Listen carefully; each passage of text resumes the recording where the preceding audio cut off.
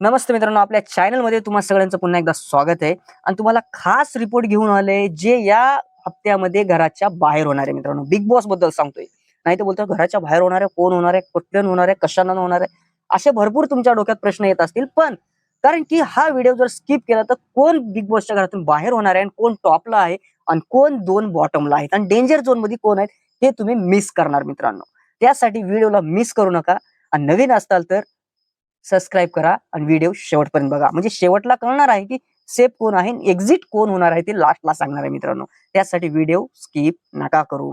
तर मित्रांनो, चला सुरू करूया आपण. आता सोशल मीडियाच्या रिपोर्टनुसार जर बघायला गेलं आणि काही बिग बॉसचे जे आपले सूत्र आहेत, म्हणजे जे एजंट आहेत तिकडे, त्यानुसार जी खबर आली आपल्याकडे त्यावरतीच बोललोय मित्रांनो. आता टॉपला जर बघायला गेलं माझ्या सूत्रांकडून आणि सोशल मीडियाच्या रिपोर्ट कडून जर बघायला गेलं मित्रांनो, तर टॉपला बसला आहे जाऊन राकेश बापट.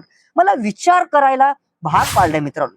राकेश बापटला असं कोण वोटिंग करतंय जे प्रत्येक वेळेस सेफ झोन मध्ये जाऊन बसतो मित्रांनो. कारण की राकेश बापट काटामध्येच राहून स्वतःच्या काटा टीम बद्दलच वाईट बोलत असतो मित्रांनो. एकीकडे नल्ला वगैरे बोलत असतो आणि एकीकडे बोलतो की प्रभू जर या आमच्या टीम मध्ये नसता तर मी त्याला कधीच नॉमिनेट केला असतं मित्रांनो. काहीच फायदा झाला नसता, कारण की प्रभूला प्रत्येक वेळेस नॉमिनेट जरी केलं तरी तो सेफ वोटिंग मुळे होतच असतो. तर राकेशनं नॉमिनेट जरी केलं असतं तर काय झालं असतं, काही घंटा फरक पडला नसता एवढा. हे लक्षात घ्यायला राकेशला पाहिजेच. आणि विशालला तर ते कळून चुकलेच आहे, कारण विशाल बोलून बोलून थकला की अरे हा कसा सेफ होतो, कसा सेफ होतो. चला व्हिडिओ लांबवण्याच्या आपण मागे जाऊ नये, तर आपण मेन मुद्द्याकडे बोलूया. आता टॉप 2 मध्ये कोण आहे? टॉप 1 झाला. आता टॉप 2 मध्ये मित्रांनो तुम्हाला आश्चर्य वाटेल ते नाव ऐकून मित्रांनो. टॉप 2 मध्ये कॉलू डॉन आहे मित्रांनो. टॉप 2 ला कॉलू डॉन आहे आणि कॉलू डॉन राहणारच मित्रांनो. कारण कॉलू डॉनची फॅन फॉलोइंग चांगली आहे आणि थोडंसं त्याला इमोशनली पण वोटिंग भेटते आणि थोडंसं त्याला बॅकग्राऊंड जे आले त्यानुसार पण त्याला वोटिंग चांगल्या प्रकारे भेटत असते आणि ट्रेंड तर खूप चाललेत त्याचे. त्यामुळे टॉप 2 मध्ये जाऊन बसलेला आहे कालू डॉन, म्हणजे प्रभू शेळके मित्रांनो. आता तुम्हाला वाटत असेल टॉप 2 आहे, आता टॉप डेंजर कोण आहे मित्रांनो? डेंजर मध्ये तुम्हाला सांगतो जे वाईल्ड कार्ड सदस्य आले. वाईल्ड कार्ड सदस्यामध्ये सध्या संकेत पाठक चांगल्या प्रकारे गेम खेळतोय. 2 आठवडे झाले चांगल्या प्रकारे गेम खेळतोय आणि एका प्रकारे असा गेम खेळलाय की तो दुसऱ्याच आठवड्यामध्ये कॅप्टन पण झालेला आहे मित्रांनो. तर जर मला वाटतं संकेत सारखे पहिलेच जर सदस्य तुम्ही बिग बॉस मध्ये आणले असते तर बिग बॉस या वेळेसची रेटिंग चांगल्या प्रकारे गेली असती, चांगल्या प्रकारे टीआरपी वाढली असते मित्रांनो. आमच्यासारख्याला बघायला आणि सदस्यांना पण, म्हणजे बाहेरच्या ऑडियन्सला पण बघायला मजा आली असती मित्रांनो. तर असे सदस्य आणले असते आणि विशाल सारखे सदस्य तुम्ही शोधून आणले असते अजून फार मजा आली असती, कारण विशालला टक्कर देणारा या घरामध्ये कोणीही नाही. एकीकडे राकेश बाबड बोलतो की मी तुझ्या टक्करचा आहे, विशाल पण बोलतो, पण कुठेही टक्कर देताना राकेश बापट आपल्याला विशाल संघ दिसला नाही मित्रांनो. तन्वीला सोडत तन्वी देते, तन्वी स्ट्रॉंग आहे. चला आपण तिसरं नाव सांगू. आता म्हणजे संकेत हा डेंजर झोन मध्ये आहे सध्या.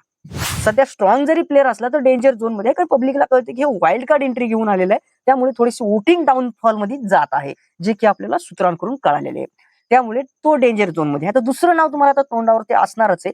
दुसरं नाव मित्रांनो रेवा कौरासे. ही पण डेंजर झोन मध्ये आहे मित्रांनो. हे 2 सदस्य डेंजर झोन मध्ये आहेत. ओके, तर या सदस्याला पण जास्त चान्सेस लक्षात घ्या डेंजर झोन मध्ये आहे. ते वाईल्ड कार्ड आणि रेवाचा कुठेही गेम दिसत नाहीये. एक प्रकारे सांगितलं तिथं इमोशनली जे काल झालतं, जे बापाचा प्रकार मांडला होता राखीने, त्यामध्ये जरा रेवाशी अग्रेसिव्ह झालती.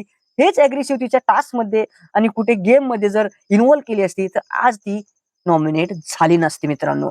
पण घरातल्या काही सदस्यांना ठरवलेलंच आहे की नवीन सदस्य आले त्यांना पॉइंट करून नॉमिनेट करायचं आहे. हे एक पॅटर्न झालाय त्यांचा मित्रांनो. हे 2 सदस्य डेंजर झोन मध्ये आहेत. आता तुम्ही म्हणता 2 टॉप झाले, 2 डेंजर झोन झाले, उरले 3. कोण उरलं? सागर दादा, दीपाली ताई आणि अनुश्री. हे मित्रांनो हे जे आहेत ना पहिल्यापासून स्टार्टिंग पासून आहेत. तर यामध्ये सेफ झोन मध्ये तर अनुश्री आहे. आता तुम्हाला विचार पडला असेल सेफ झोन मध्ये अनुश्री आहे, दीपाली ताई पण सेफचे चान्सेस जास्त आहेत मित्रांनो. जरा वोटिंग पॅटर्न खूप वेगळ्या प्रकारे चाललाय यावेळेस आणि सागर दादा पण सेफ झोन मध्ये आहे.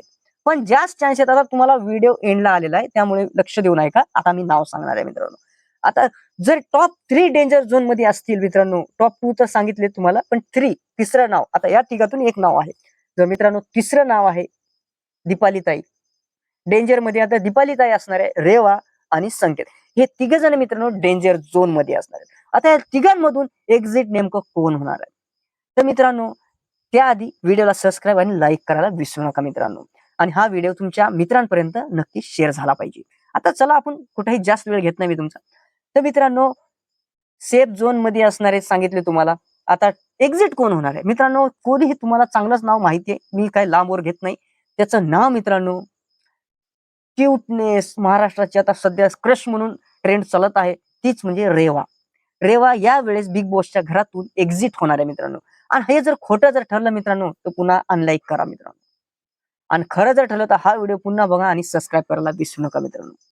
कन्फर्म आहे मित्रांनो, रेवा कोरसे बिग बॉसच्या घरातून एक्झिट होणार आहे आणि दुसऱ्या नंबरला आहे दीपाली सय्यद मित्रांनो.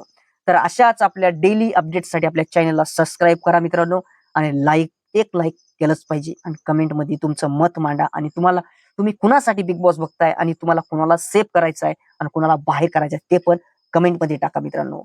धन्यवाद.